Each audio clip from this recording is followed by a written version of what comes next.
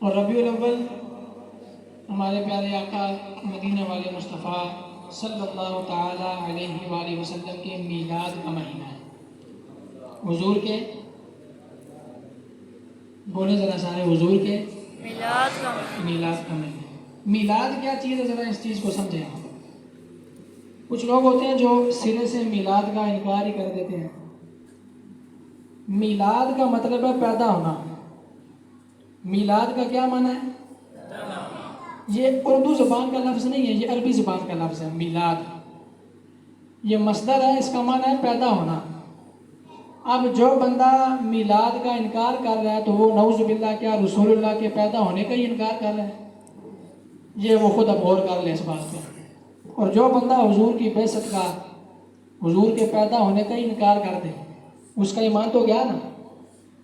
اور تحقیق کے بعد علماء کرام نے یہ بات کتابوں میں لکھی ہے، تحقیق کر کے کہ اللہ رب العزت نے قرآن پاک میں تقریباً 27 جگہ پہ حضور کا میلاد بیان فرمایا ہے۔ کتنی جگہوں پہ؟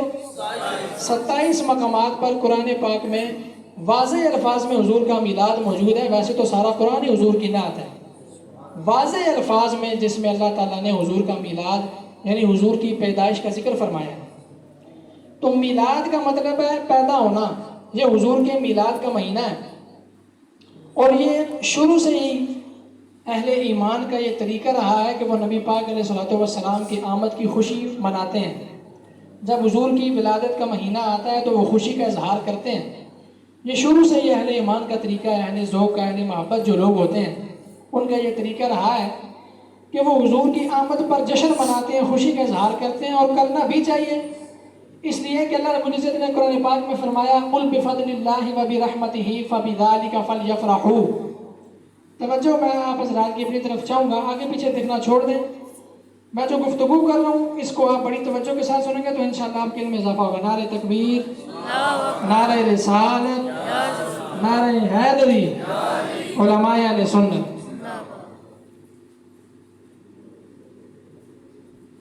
جتنے احباب محفل میں تشریف لا رہے ہیں، اللہ رب العزت سب کی حاضری کو قبول و منظور فرمائے۔ توجہ آپ حضرات میری طرف رکھیں گے۔ اگر آپ دائیں بائیں دیکھنا شروع کر دیں گے تو توجہ جو بندہ بیان کر رہا ہوتا ہے نا، اب اگلا بندہ اگر توجہ کے ساتھ نہ سنے یا آگے پیچھے دیکھنا شروع کر دے، کوئی اور حرکت شروع کر دے تو پھر مزہ نہیں آتا بات بیان کرنے کا۔ ہم یہ چاہتے ہیں کہ جو بات آپ کے سامنے بیان کی جائے آپ اس کو اپنے دل میں اتاریں، اس بات کو سمجھیں۔ توجہ رکھنی ہے۔ کیا بات میں بیان کر رہا تھا کہ شروع سے یہ اہل ایمان کا یہ طریقہ رہا ہے کہ وہ حضور کا میلاد مناتے ہیں، اور منانا بھی چاہیے، جشن کا اظہار کرنا چاہیے، کیونکہ اللہ تعالیٰ نے قرآن پاک میں ارشاد فرمایا قُلْ بِفَضْلِ اللَّهِ وَبِرَحْمَتِهِ فَبِذَلِكَ فَلْيَفْرَحُوا۔ دیکھیں اس آیت میں اللہ تعالیٰ نے دو چیزوں کا ذکر کیا ہے۔ فرمایا جب اللہ کا فضل ملے تب بھی خوشی منانی ہے، جب اللہ کی رحمت ملے تب بھی، بولو تو صحیح نا، خوشی منانی ہے۔ آپ ذرا بولیں گے تو انشاءاللہ میں پھر آپ کو انشاءاللہ مزہ آئے گا۔ بھئی اللہ کا فضل ملے تب بھی خوشی منانی ہے، اللہ کی رحمت ملے تب بھی۔ اب نبی پاک علیہ الصلوۃ والسلام کا رحمت ہونا بھی قرآن سے ثابت ہے، اور حضور کی ذات کا فضل ہونا بھی رب کے قرآن سے ثابت ہے۔ دونوں چیزیں میں آپ کے سامنے قرآن کی آیات پیش کروں گا کہ حضور اللہ کی رحمت بھی ہے اور حضور اللہ کا فضل بھی ہے۔ وَمَا أَرْسَلْنَاكَ إِلَّا رَحْمَةً لِلْعَالَمِينَ، یہ آیت تقریباً ہر مسلمان کو آتی ہے۔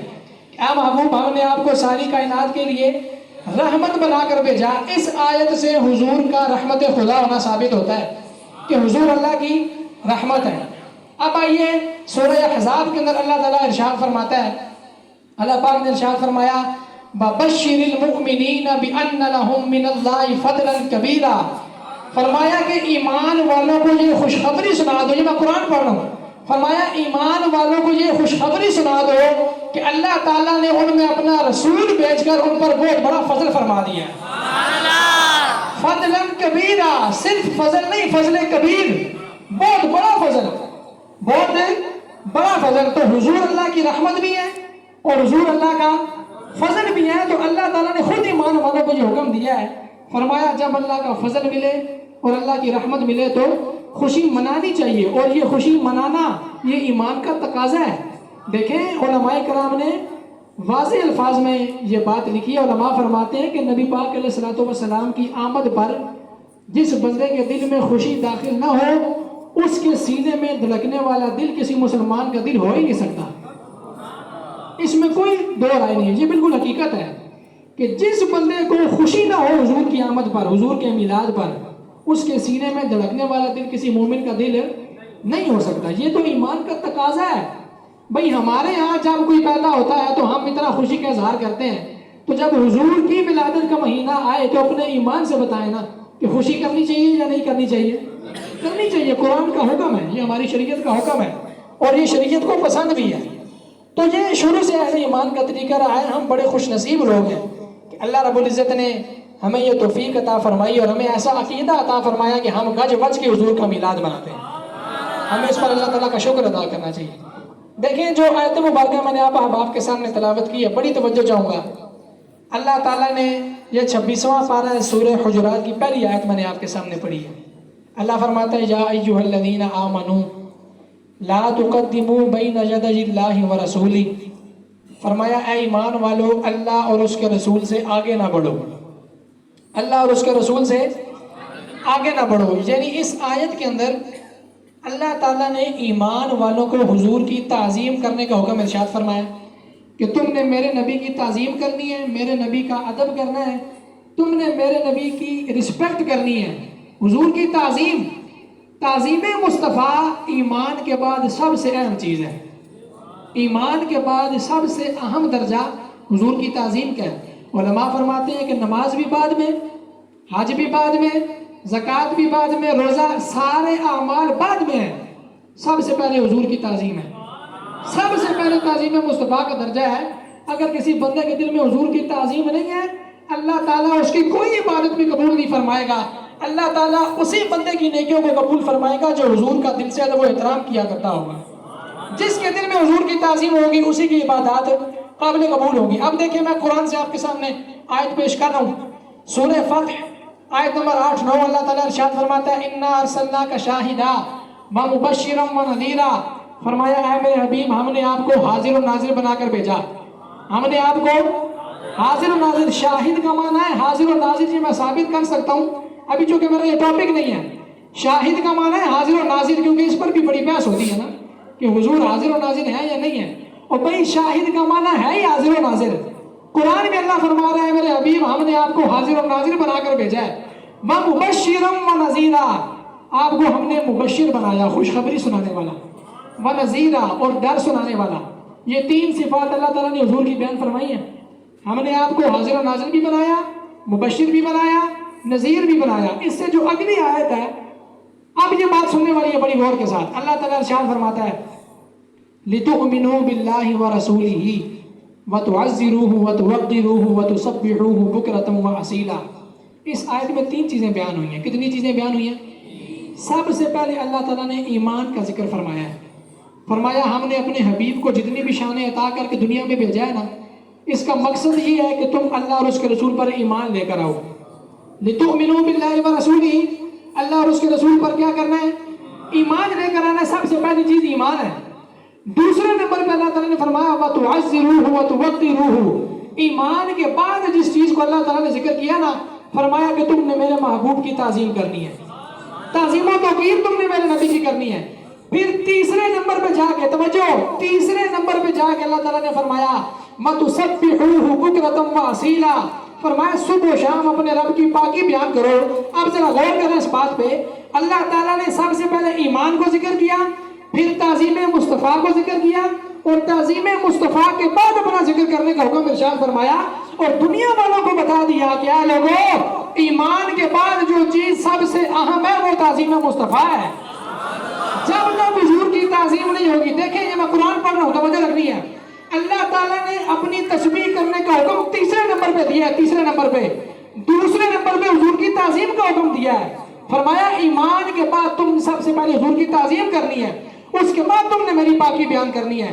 تو جو رب اپنی پاکی بیان کرنے کا بھی حکم بعد میں دے اور اپنے نبی کی تعظیم کا حکم بھی پہلے دے تو اس سے اندازہ کر لینا چاہیے کہ حضور کی تعظیم کا کتنا اہم درجہ ہے، یہ کتنی اہم چیز ہے. اسی لیے علماء کرام نے یہ بات لکھی ہے کتابوں کے اندر کہ کہ ایمان کے بعد جو سب سے اہم چیز ہے وہ تعظیم مصطفیٰ ہے.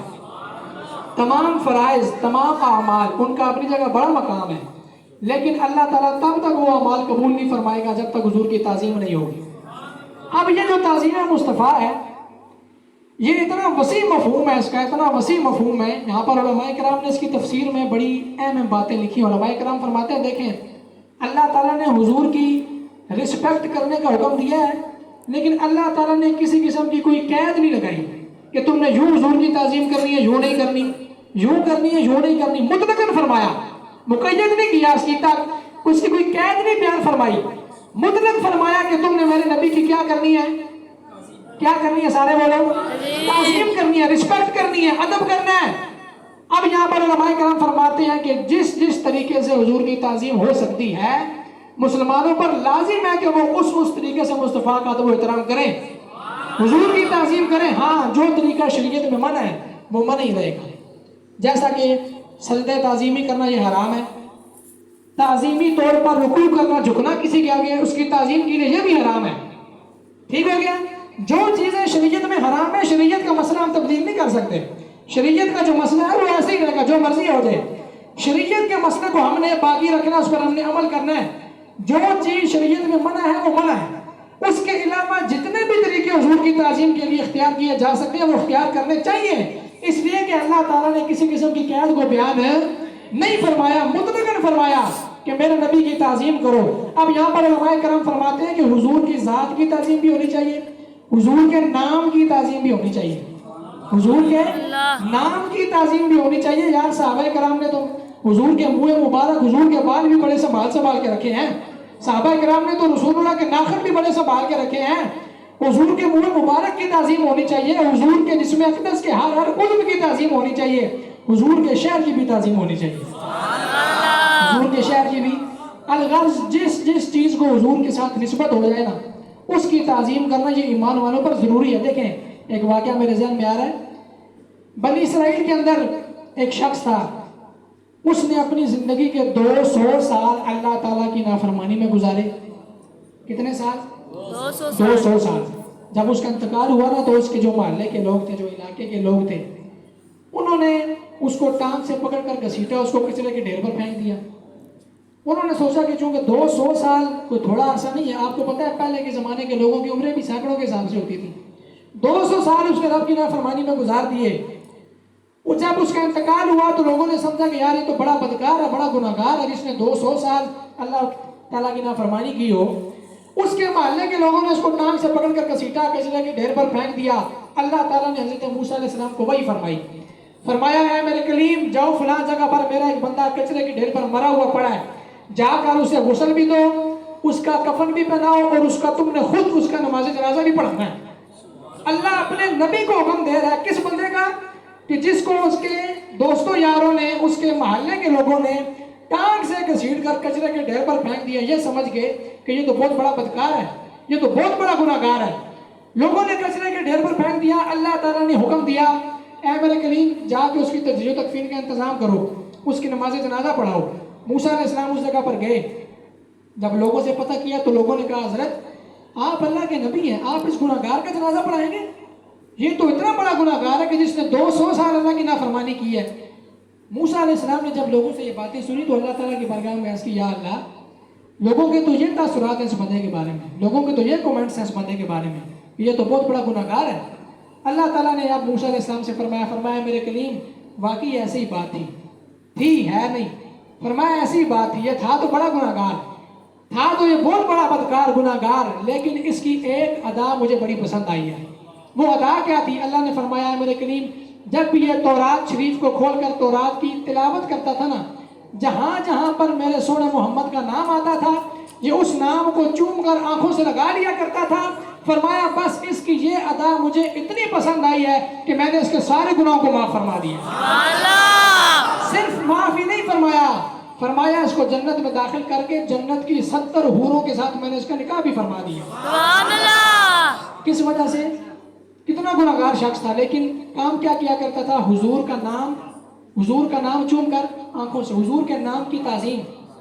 جو بندہ حضور کے نام کی تعظیم کرے اللہ اس کو اتنی برکتیں عطا فرماتا ہے تو جو حضور کی ذات کی تعظیم کرے سبحان اللہ، اور یہ ہے بھی موسیٰ علیہ السلام کا امتی، اگر حضور کا اپنا امتی حضور کی تعظیم کرے تو کتنا اللہ تعالیٰ اس کو مقام عطا فرمائے. سبحان اللہ، یہ ہوتی ہے تعظیم. دیکھیں نام کو چن کر، میں تو یہ سمجھتا ہوں آج کل لوگ بڑے سوال کرتے ہیں نا کہ کیا حضور کا نام سن کر انگوٹھے چومنا جائز ہے یا ناجائز ہے. بھئی میں یہ سمجھتا ہوں کہ بڑا ایک کمزور ایمان ہے اس بندے کا جو بندہ یہ سوال کرتا ہے. بڑا ایک کمزور ایمان ہے اس بندے کا جو بندہ یہ سوال کرتا ہے کہ قاری صاحب کیا کھڑے ہو کر صلاۃ والسلام پڑھ سکتے ہیں. اور یار لوگوں کو تو ہم سے یہ پوچھنا چاہیے کہ قاری صاحب ہمیں بتائیں میرے حضور کا حلیہ مبارک کیسا تھا، میرے آقا کی آنکھیں کیسی تھی، میرے آقا کا چہرہ کیسا تھا، میرے آقا کی چال چلن کیسی تھی، حضور کا اٹھنا بیٹھنا، حضور کا چلنا پھرنا کیسا تھا. لوگوں کو تو یہ سوال کرنے چاہیے تھے، لیکن ہماری عوام کو ان چھوٹے چھوٹے سوالوں کے اندر اتنا الجھا دیا گیا کہ آج امت بکھر کے رہ گئی ہے. ہر طرف فرقہ واریت ہو گئی ہے، امت بکھر کے رہ گئی ہے. اس کی وجہ یہی ہے کہ ہم نے عوام کو ان چھوٹے چھوٹے سوالوں میں الجھا کے رکھ دیا ہے. یہ کوئی سوال کرنے والے ہیں یار. میں تو یہ آپ اگر حدیث پڑھیں تو آپ کو پتہ چلے گا کہ صحابہ کرام نے تو حضور کا پیشاب مبارک بھی پی لیا تھا. صحابہ کرام نے حضور کا، میں تو یہ کہتا ہوں کہ یار آج کل ہماری عوام ان سوالوں پہ بیٹھی ہوئی ہے کہ کیا انگوٹھے چوم سکتے ہیں، کیا کھڑے ہو کے صلاۃ والسلام پڑھ سکتے ہیں. اور بھائی صحابہ کرام نے حضور کا پیشاب مبارک بھی پیا ہے. میرے آقا علیہ الصلوۃ والسلام جب کسی جگہ پہ تھوکتے نا تو صحابہ کرام حضور کا تھوک زمین پر نہیں گرنے دیتے تھے. صحابہ کرام اپنے ہاتھوں پہ لے کے اپنے چہروں پہ اس کو مل لیا کرتے تھے. میرے آقا علیہ الصلوۃ والسلام جب وضو فرماتے حضور کے وضو کا ایک بھی قطرہ صحابہ زمین پر نہیں گرنے دیتے تھے.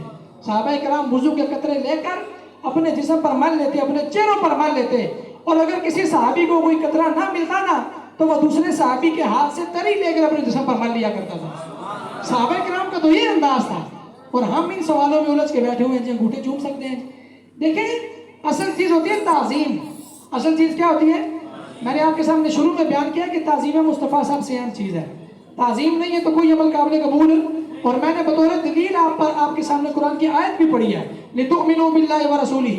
تو اصل ہوتی ہے تعظیم. اب حضور کے نام کی تعظیم. ایک اور واقعہ آپ ذہن میں آ رہا ہے. دیکھیں حضرت سلطان محمود غزنوی رحمۃ اللہ تعالیٰ نے، یہ مسلمانوں کے بادشاہ گزرے ہیں، مسلمانوں کے وزیر اعظم جسے آپ کہہ لیں.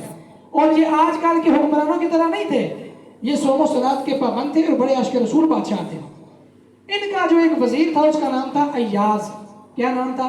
ایاز. ایاز کا ایک بیٹا تھا اس کا نام تھا محمد.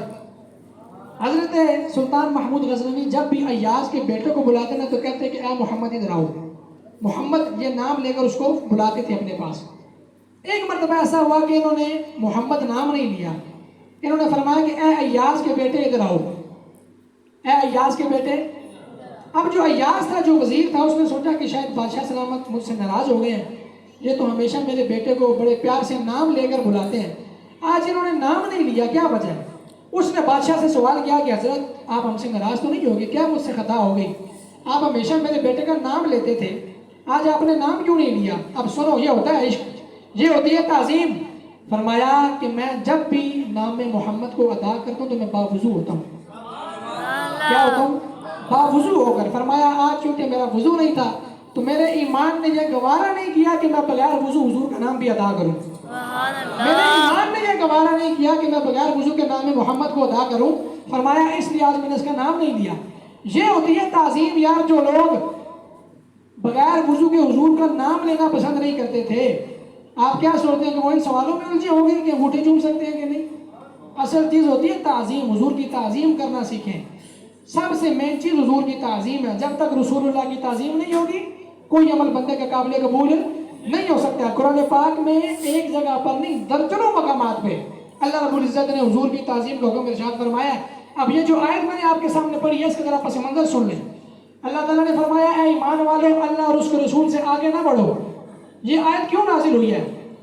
مفسرین کرام نے اس کے شان نزول میں مختلف اقوال بیان کیے ہیں. ایک قول مفسرین نے یہ بیان کیا ہے کہ مدینہ منورہ کے اندر کچھ لوگ ایسے تھے کہ جنہوں نے عید الاضحیٰ کے دن رسول اللہ سے پہلے کو اپنے جانور قربان کر لیے تھے. ابھی حضور نے قربانی نہیں کی تھی، انہوں نے حضور سے پہلے کیا کر لی؟ قربانی کر لی. تو اللہ تعالیٰ نے قرآن کی اس آیت کو نازل فرما کر ان لوگوں کو خبردار کیا، ان کو متنبہ کیا. فرمایا کہ آج کے بعد یہ کام نہیں کرنا، میرے نبی سے تم نے پہلے نہیں کرنی ہے، تم نے حضور سے آگے نہیں بڑھنا. ان لوگوں کو دوبارہ قربانی کرنے کا حکم دیا گیا. فرمایا دوبارہ قربانی کرو. اسی طرح ایک اور مفسرین نے یہ بیان کیا ہے کچھ لوگ وہ تھے کہ جو رمضان کا مہینہ شروع ہونے سے پہلے روزہ رکھ لیا کرتے تھے. تو اللہ تعالیٰ نے قرآن کی اس آیت کو نازل فرما کے ان لوگوں کو بھی خبردار کیا, فرمایا کہ تم نے میرے نبی سے کبھی بھی پہل نہیں کرنی ہے, کسی بھی حوالے سے کسی بھی معاملے میں تم نے حضور سے پہل نہیں کرنی ہے. بس فرمایا کہ میرے نبی کی شان اتنی ہے, حضور کی شان اتنی ہے کہ تم نے حضور سے پہل نہیں کرنی ہے. مجھے ایک حدیث پاک یاد آ رہی ہے, بڑی پیاری حدیث پاک ہے. اب اس حدیث پاک سے آپ اندازہ لگائیے گا کہ صحابہ کرام کے اندر عشق رسول کتنا تھا, وہ حضور کی تعظیم کتنی کیا کرتے تھے. بخاری شریف کی حدیث ہے اور شاید ہی آپ نے آج سے پہلے یہ حدیث پاک سنی ہو. بڑی توجہ چاہوں گا, اس حدیث کو پڑھ کے آپ یقین کریں اتنا لطف ملا اور اس کے تحت جو علماء نے نکات بیان کیے, جو باتیں بیان کی, سبحان اللہ. حدیث پاک یہ ہے, بخاری کے اندر موجود ہے. نبی کریم علیہ السلام ایک مرتبہ کسی قبیلے میں تشریف لے گئے لوگوں کے درمیان صلح کروانے کے لیے. اب پیچھے مسجد نبی میں نماز کا ٹائم ہو گیا, حضور کو واپسی میں تھوڑی تاخیر ہو گئی, حضور کو تھوڑی دیر ہو گئی, تو حضور تھوڑا لیٹ ہو گئے. اب نماز کا ٹائم جا رہا تھا. حضرت بلال حبشی رضی اللہ تعالیٰ عنہ حضرت صدیق اکبر کے پاس آئے اور عرض کی کہ حضور اگر آپ اجازت دیں تو میں اقامت پڑھوں, آپ جماعت کرا دیں. فرمایا ٹھیک ہے اقامت پڑھو. اب اس سے یہ بھی پتہ چلتا ہے کہ صحابہ کرام کا بھی نظریہ یہ تھا کہ حضور کے بعد جو سب سے افضل ہستی ہے وہ جناب صدیق اکبر ہی. حالانکہ فاروق اعظم بھی موجود تھے, عثمان غنی بھی موجود تھے, مولا علی بھی موجود تھے, کسی اور کے پاس نہیں گئے, صدیق اکبر کے پاس آئے. فرمایا پڑھو اقامت. اقامت پڑھ دی گئی. صدیق اکبر اب نماز پڑھا رہے ہیں. توجہ چاہوں گا, صدیق اکبر نماز پڑھا رہے ہیں مسجد نبوی کے اندر اور جماعت کے دوران حضور تشریف لے آئے. حضور کی تشریف آوری ہو گئی. صحابہ کرام نے حضور کی خوشبو سے حضور کو پہچان لیا. بھئی صحابہ کرام تو نماز میں تھے, حضور پیچھے سے تشریف لائے تو صحابہ نے کیسے پہچانا؟ یہی تو بات علماء نے لکھی ہے کہ میرے آقا جس راستے سے گزرا کرتے تھے وہ راستہ بھی خوشبو سے مہک جایا کرتا تھا اور صحابہ کرام اس راستے کی خوشبو سو کے پہچانا کرتے تھے کہ یہاں سے اللہ کے نبی گزر کے گئے ہیں. حضور کی خوشبو, جب حضور مسجد نبوی میں تشریف لائے تازہ خوشبو آنے لگی. صحابہ کرام نے پہچان لیا کہ حضور تشریف لے آئے ہیں. صحابہ کرام نے صفیں کھلی کر دی, جماعت ہو رہی ہے. جماعت کے دوران صحابہ کرام نے صفوں کے درمیان رستہ بنا دیا, صفیں کھلی کر دی. حضور صفوں کے درمیان سے گزرتے ہوئے آگے آگے پہلی صف میں. اب جناب صدیق اکبر نماز کے اندر منہمک ہیں, ساری توجہ ان کی, کیونکہ جناب صدیق اکبر کی یہ شان تھی کہ جب آپ نماز پڑھتے تھے تو پھر آپ کی توجہ دائیں بائیں نہیں جاتی تھی. حضرت صدیق اکبر نماز میں مشغول ہیں, حضور تشریف لے آئے. صحابہ کرام نے اپنے ہاتھ پر یوں ہاتھ مارا صدیق اکبر کو متوجہ کرنے کے لیے کہ بھئی حضور آ گئے.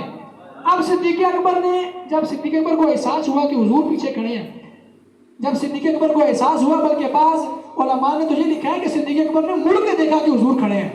نماز بھی نہیں ٹوٹی, امامت کروا رہے ہیں, مڑ کے دیکھا حضور کھڑے ہیں. صدیق اکبر ایک قدم پیچھے آ گئے, ایک قدم پیچھے آ گئے. میرے آقا نے فرمایا کہ اشارے سے فرمایا کہ اے صدیق کھڑے رہو. اور بعض علماء یہاں پر یہ بھی فرماتے ہیں کہ حضور نے منہ سے بول کے فرمایا کہ اے صدیق کھڑے رہو. یہ سارا معاملہ کہاں پہ ہو رہا ہے؟ جماعت کے دوران.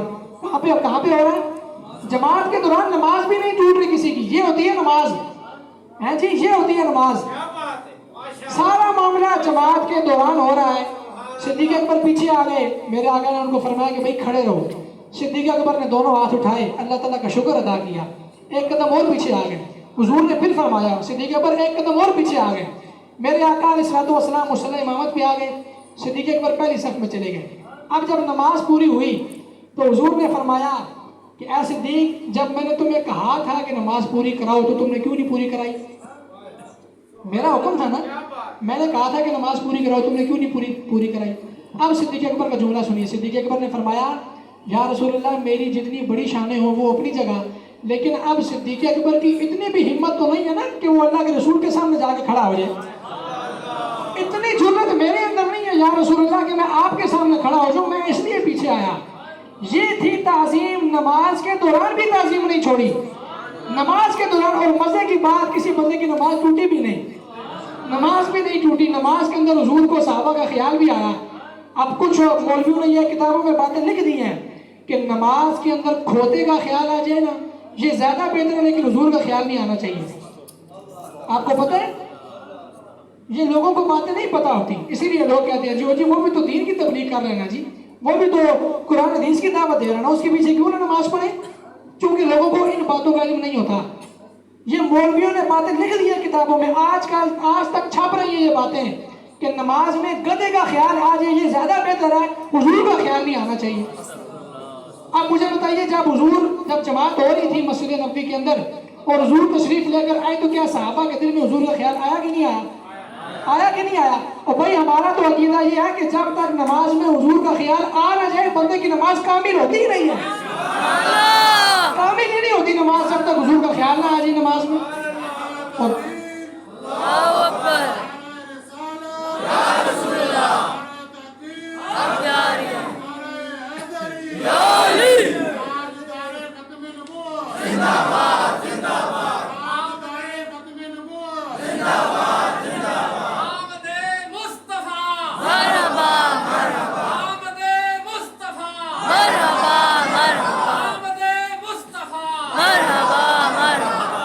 ہمارا تو یہ نظریہ ہے جب تک حضور کا خیال آ نہ جائے نماز پوری نہیں ہوتی۔ یہ ہوتی ہے حضور کی تعظیم۔ صحابہ کرام کے دل میں حضور کا خیال بھی آیا، صحابہ نے نماز کے دوران صفیں بھی کھلی کر دی، حضور کو رستہ بھی دے دیا۔ صدیق اکبر جماعت کراتے کراتے پہلی صف میں آ گئے، حضور باہر سے تشریف لائے، مصلی امامت پہ آ کے کھڑے ہو گئے، کسی بندے کی نماز نہیں ٹوٹی، کسی بندے کی نماز نہیں ٹوٹی۔ اللہ تعالیٰ نے تو قرآن پاک میں فرمایا نا، یا ایھا الذین آمنوا استجیبوا للہ وللرسول اذا دعاکم، فرمایا جب بھی اللہ کا رسول تمہیں بلائیں تو تمہاری اوپر لازم ہے کہ تم لبیک کہو، حضور کی پکار پر کیا کہو؟ لبیک کہو۔ اب یہاں پر علماء نے یہ بڑی مزے کی بات لکھی ہے کہ اگر کوئی بندہ نماز پڑھ رہا ہو اور اسی حالت میں رسول اللہ اس کو بلا لیں، اب وہ کیا کرے؟ نماز پڑھ رہا ہے، رات کی نماز پڑھ رہا ہے، حضور کی پکار آ گئی، اب وہ کیا کرے؟ علماء لکھتے ہیں کہ اس بندے پر لازم ہے کہ وہ نماز چھوڑ کے حضور کی بارگاہ میں حاضر ہو جائے، اس کی نماز نہیں ٹوٹے گی، اس لیے کہ اللہ کے رسول نے بلایا ہے اور قرآن کا حکم ہے اذا دعاکم، اس میں بھی کوئی قید نہیں ہے۔ فرمایا جب بھی تمہیں اللہ کا رسول بلائے نا لبیک کہو، فوراً حاضر ہو جاؤ۔ ایک صحابی رسول، بخاری کے اندر حدیث موجود ہے، ایک صحابی رسول نماز پڑھ رہے تھے، میرے آگے ان کو بلایا نماز کے دوران، وہ خود فرماتے ہیں میں نے سوچا کہ میں نماز پوری کر لوں پھر میں حضور کی بارگاہ میں جاؤں گا۔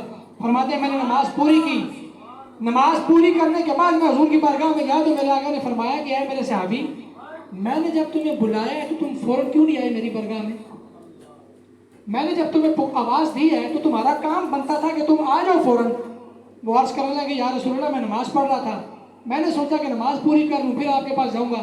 تو حضور نے فرمایا کہ کیا تم نے اللہ تعالیٰ کا یہ فرمان نہیں سنا کہ اللہ کا رسول جب بھی تمہیں بلائے، جب بھی بلائے، تم نماز میں ہو یا نہ ہو، جب بھی تمہیں بلائے تو تمہارا کام بنتا ہے کہ تم حضور کی بارگاہ میں حاضر ہو جاؤ۔ فرمایا کیا تم نے اللہ کا یہ فرمان نہیں سنا؟ ان صحابی نے حضور کی بارگاہ میں پھر معافی مانگی، یا رسول اللہ آج کے بعد ایسا نہیں ہوگا، آج کے بعد آپ جب بھی مجھے بلائیں گے میں نماز میں ہوں یا نہ ہوں میں فوراً آپ کی بارگاہ میں حاضر ہو جاؤں۔ یہ ہوتی ہے تعظیم۔ یہ کیا ہوتی ہے؟ اتنی تاکید کے ساتھ اللہ تعالیٰ نے قرآن میں حضور کا ادب کرنے کا حکم دیا ہے۔